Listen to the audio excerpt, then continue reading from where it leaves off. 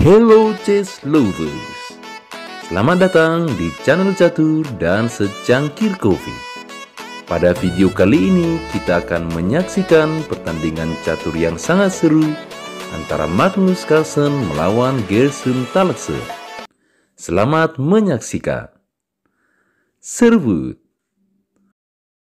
Magnus memulai dengan kuda ke F3, Taleksen kuda ke F6, Magnus C4 mengontrol petak D5, Taleksen E6 mengaktifkan perwira dan mensupport pion ke D5, Magnus D4 penguasaan petak pusat, Taleksen B6 persiapan gajah B7, Magnus G3 persiapan gajah G2, dan Taleksen gajah ke A6 mengancam pion C4 dan sayap Raja Carlsen.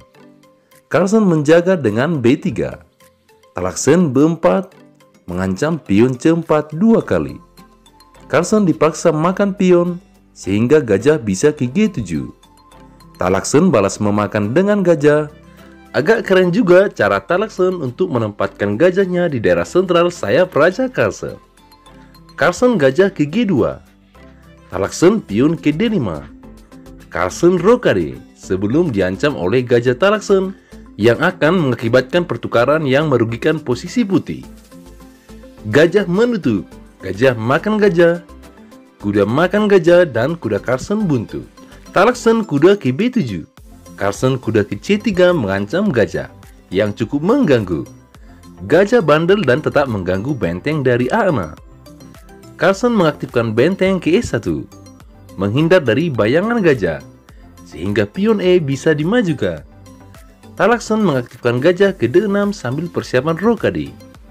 Carlsen mengaktifkan gajah ke B2. Taleksen rokade. Carlsen berusaha mengontrol petak pusat dengan pion E4 dengan ancaman D5, serangan garpu, gajah, dan kuda. Jadi Taleksen kuda makan pion, Carlsen kuda makan kuda. Taleksen makan kuda, Carlsen makan pion dan benteng. Karena gajah sudah kehilangan ancamannya, maka Taleksen menggeser gajahnya ke B7, kembali mengancam benteng. Dan langkah Carlsen selanjutnya mungkin akan membuat Taleksen terkejut. Karena bukannya mundur, Carlsen justru menghindarkan bentengnya ke H4. Penempatan benteng yang jitu dari Carlsen. Kita ketahui benteng yang berada di tengah sangat rawan, karena sering dijadikan lawan sebagai bahan ancaman untuk mencuri tempo menyerah. Namun kali ini benteng Carlsen di H4 ini berada jauh dari ancaman perwira putih. Pion ke G5 bisa, namun langkah itu pion namanya kebangetan. Hehe. Jadi Tal mengancam benteng Carlsen dengan gajah ke B7. Dan Carlsen mengamankan bentengnya ke H3. Taleksen kuda ke F6. Carlsen mengaktifkan perwiranya ke E2. Taleksen gajah ke D5. Carlsen mengaktifkan benteng ke E1. Taleksen menteri ke B8, suatu langkah penyamaran. Carlsen mengaktifkan kuda ke E5 sambil mengadu gajah. Carlsen membaca langkah terselubung dari hitam yang ingin memajukan menteri ke B7 memaku kudanya, yang akan mengakibatkan Carlsen dalam posisi bertahan, menjaga-jaga kuda dan gajahnya. Hitam ketawa. Dan betul, namun sudah sempat terbaca Taleksen menteri ke B7, maka Carlsen duluan makan gajah. Dan sayang, seperti sudah niat banget, Taleksen balas memakan dengan menteri. Tentu akan lebih baik jika seandainya hitam balas memakan dengan pion yang akan membantu hitam menempatkan kuda berbahaya keempat sambil mengaktifkan gajah dan pion F. Jadi Carlsen lanjut dengan menteri ke C2, tentu bukan mengancam pion C7 namun H7.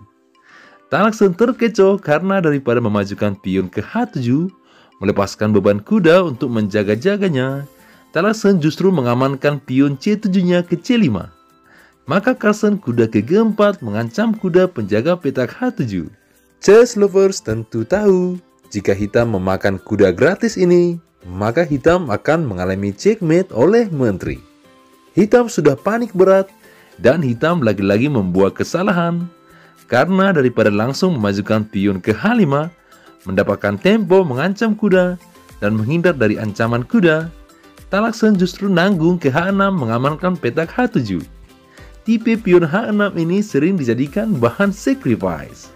Apalagi lawannya adalah Magnus Carlsen atau Mikkel Tal. Maka Carlsen benteng ke E5 C. Pada posisi diserang ini, hitam mungkin sudah ketar-ketir bakal kena kombinasi langkah. Tallaksen menghindarkan menterinya ke F3, dan Carlsen memulai langkah kombinasinya dengan kuda makan pion H7. Sacrifice. C. Raja akan semakin gawat jika menghindar. Maka Tallaksen terpaksa menerima pengorbanan. Maka Carlsen makan pion, menghilangkan kontrol pion terhadap petak G5. Raja maju menduluanin mengancam benteng. Dan hitam gak nyangka, karena Carlsen justru mengorbankan bentengnya dengan benteng C ke G5. Tallaksen kebingungan dengan langkah Carlsen. Dan memang gak ada pilihan yang lebih baik selain menerima pengorbanan benteng dari Carlsen. Maka Carlsen gajah ke C1, persiapan discover C. Raja terkunci. Hitam hanya bisa menunggu dengan pion makan pion. Maka Carlsen benteng ke G4, persiapan ke H4, discover C. Raja hanya bisa menghindar ke H5, yang selanjutnya akan mengalami checkmate dengan benteng. Jadi untuk mencegah ancaman checkmate benteng ke G4, satu-satunya cara adalah hitam terpaksa memasrahkan menterinya, menutup ke E3, supaya raja bisa berpindah ke H5 atau G5. Dan Carlsen tidak terburu-buru memakan menteri, yaitu dengan terlebih dahulu benteng H4 C. Tallaksen memutuskan menutup dengan kuda. Dan lagi Carlsen benteng makan kuda, sacrifice. Raja dipaksa balas memakan. Carlsen menteri ke H7 C. Raja ke G4, dan akhirnya Carlsen memakan menteri dengan pion. Tallaksen mencoba mengancam balik dengan benteng C8. Carlsen mengorbankan gajahnya dengan raja ke G2. Sacrifice lagi. Menghindar dari ancaman lanjutan benteng cek di C2. Dan Tallaksen tergoda makan gajah. Carlsen H3 C. Dan dari langkah ini, hitam sudah tidak bisa terhindar dari checkmate.